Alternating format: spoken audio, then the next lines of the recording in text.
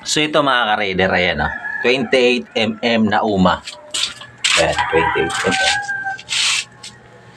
UMA.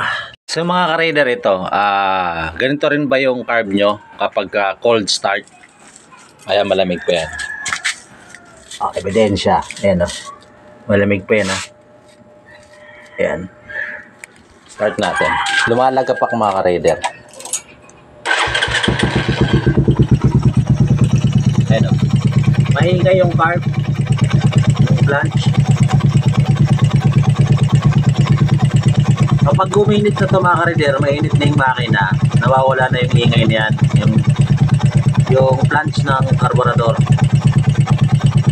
Pero kapag mainit na yung makina nyo mga ka-raider, tapos ganyan pa rin yung tunog ng flange nyo, gas-gas na yung flange o kaya wala sa tono. Kapag ganyan tunog ng motor nyo mga ka-raider, tapos mainit na yung makina, wala sa tono yun.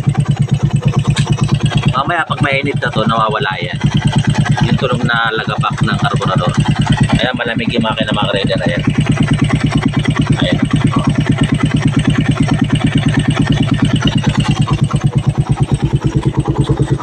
Balikan ko kayo pag mainit na yung makina. So ito mga ka-raider ayan, mainit na yung ating makina. Mainit yan. Ayan pa rin yung mga ka-raider nawala na yung ingay ng flange. Ayan, UMA pa rin yan wala na yung flak-flak. Okay.